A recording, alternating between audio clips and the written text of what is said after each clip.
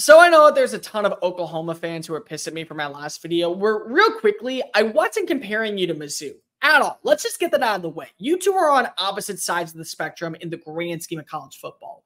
What I was trying to say was Mizzou has been a better team than Texas A&M since joining the conference in 2012, but Texas A&M got all the hype. And Texas is getting all the hype, and I think that you are going to be a better team than Texas over the next decade. But I mentioned you and Mizzou in the same sentence, and while I don't change the ideology of what I said, I will be better. So, idiot, sorry.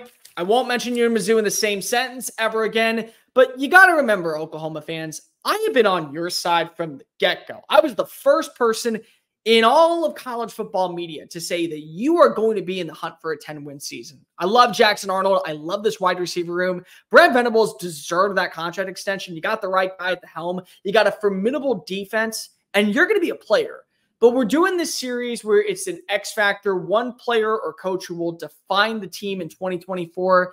And in my opinion, it all comes down to how Bill Bedenbaugh can get this offensive line moving and grooving. So welcome on into SEC Unfiltered. It's Cole Thompson here. Make sure that you like the video, hit the ring notification. That way you don't miss a single episode of SEC Unfiltered, because we're talking college football every single day. Download the podcast version of the show wherever you get your podcast listening systems. Make sure that also you're following us on all the social channels, TikTok, Facebook, Instagram, Twitter, at SEC Unfiltered. And to keep up with the #1 source for your favorite content, make sure you visit SECUnfiltered.com. This episode is brought to you by RHOBACK. Use promo code SECU for 20% off all joggers, polos, hoodies, shorts, and much, much more. Promo code SECU at RHOBACK.com. So this offense has firepower. Without question, it has firepower. Jackson Arnold, I think that even though people are going to judge him by the bowl game, you're foolish to do so. He is an absolute stud. The kid from Denton Guyer can throw it a country mile, and he's got the arm strength to connect with these wide receivers, all of which that can fly down the football field. If you didn't buy stock in Deion Burks, it's too late. He is about ready to become an all-SEC sensation. You also have Angelo Anthony. You also have Nick Anderson. You got decent tight end play. You got a 1-2 combination in your backfield, headlined by Gavin Sawchuk, and you got a defense. People are going to sleep on this defense. Dominic Williams comes on in from this defensive line to this defensive line from TCU with more starts than anybody else in the front seven. He was an all Big 12 honoree last year. And Oklahoma went out and said, you know what? We want to get a better defensive front. We're going to get a better defensive front. They didn't do what LSU should have done.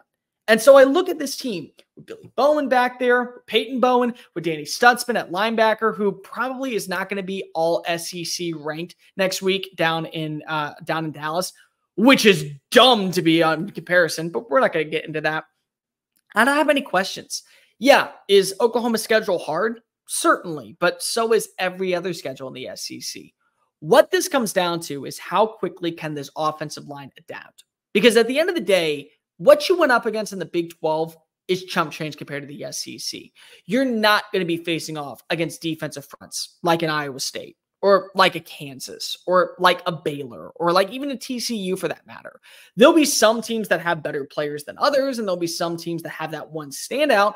But most of the time, these are going to be defensive fronts that are going to terrorize quarterbacks if they get the opportunity to, week in and week out. And that's just it in the SEC. Texas is going to have that same conversation when I do this video for them.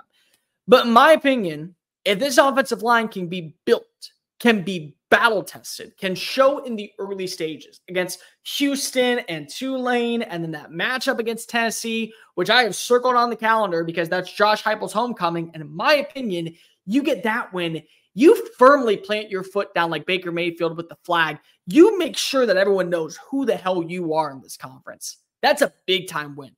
If they can do that to begin the season without having Tyler Guyton, without having guys like Anton Harrison from the years past, then you're really, I think, establishing yourself because there's not many flaws. Everyone wants to talk about what Texas has brought in. Everyone wants to talk about what Texas has done in the transfer portal. Well, you know what's great about Oklahoma? What they did bring in the portal is promising. It's small tier moves, but they're big time players. Dominic Williams and Deion Burks are the two headliners because you want to know why? They're super solid. They're great names, but there's a foundation in place that is completely different underneath BV than there was Lincoln Riley, which is a good thing because the foundation that Oklahoma had was firepower on offense. And yeah, that would have been fun to watch in the SEC. but it would have been a daunting task to come up. People are talking about Oklahoma like they're going to go 6-6 this year, and I absolutely cackle at those folks. Do you want to know why? Because that's the Oklahoma of old, where defense would have been a problem, where they would have allowed people to slice and dice them up and down the field. They would have scored 40 points. They would have given up 42 points. They would have gotten 525 yards. They would have given up 535 yards. That's not the culture in Norman these days. That's nowhere near what it is. And that's why BV is the right guy to lead this team moving forward. But the offensive line is going to be the difference maker. I think Jackson Arnold in this offense now led by Seth Luttrell could be really interesting. Don't look now, but 2 years from now, November rolls around and we're talking about Jackson Arnold being the best quarterback in the SEC. That's not a hyperbole. I actually believe that. We're talking about this defense still being a ferocious force, but now a little bit more built because they've had time to develop in the SEC. We're talking about Nick Anderson being in the conversation for the Biletnikoff. We're talking about potentially a great running back tandem going for the Doak Walker. We're talking about this team really getting there, but you could get closer to that point a season early if Bill Bedenbaugh gets this offensive line on pace. He knows how to talk offensive lines. The one thing that is a blessing in disguise, much like I talk about with LSU getting Bo Davis, you have Bill Bedenbaugh. You got a dude that knows offensive philosophies, ideologies, idealisms that are going to transpire. He's going to work them to the bone in practice. He's going to have them mentally and physically prepared in this conference. You just got to have the right players. That's a question mark. Sometimes you watch teams that come out of nowhere and they just go on these epic runs and terrorize other programs. And you go look at their recruiting rankings and say, well, that's not right. They rank 18th, but they're beating a team that got top 10. Because here's the thing, ladies and gentlemen, how you develop that talent is a big reason to your success. Look at Texas A&M, #1 recruiting class, yet they finished 5-7 a year later because they didn't have the right people in the building to develop the talent that was coming up. Oklahoma is getting to finish top 12, top 10 every single year in the SEC for recruiting. I think that they are going to be a program of potential for years on end. But largely the reason why I think they're going to be a playoff contender, the reason they're going to be a national championship contender, the reason they're going to go far is because of Bill Bedenbaugh and because of what they can develop in the trenches. Because that's an area where you win. I like this offense. I do. I love this offense more than most people. And I think that right now, if you get stable play, not elite play, sturdy play, just solid, consistent play from your front line, you're going to hold your own. There's toss-up games. You know what there are. You know what the biggest blessing is? You know that Red River is going to be a neutral site location in terms of you always throw that record out the door. The Alabama game, people don't understand that Kalen DeBoer has got to live up to expectations in the Iron Bowl.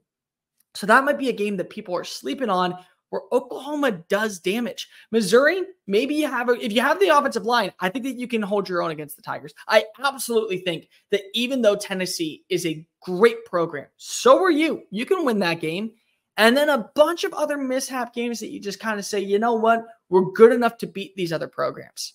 It's not far-fetched to imagine a world where, yes, Oklahoma goes 10-2. Finds their way into the college football playoff conversation, and maybe at the season's end, we are talking about the Sooners just taking off the mask going, oh yeah, we were the Cinderella team all along. Even though I don't believe that Cinderella exists on a 12-team playoff, not the point. The reasoning behind all this comes down to Bill Bedenbaugh.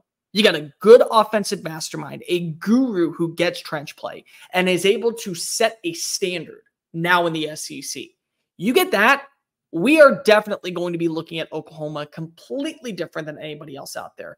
I know I compared you to Mizzou. Didn't mean to. I actually was not comparing you to Mizzou, but some people are going to say that I did. Get over the comparison, whatever it is.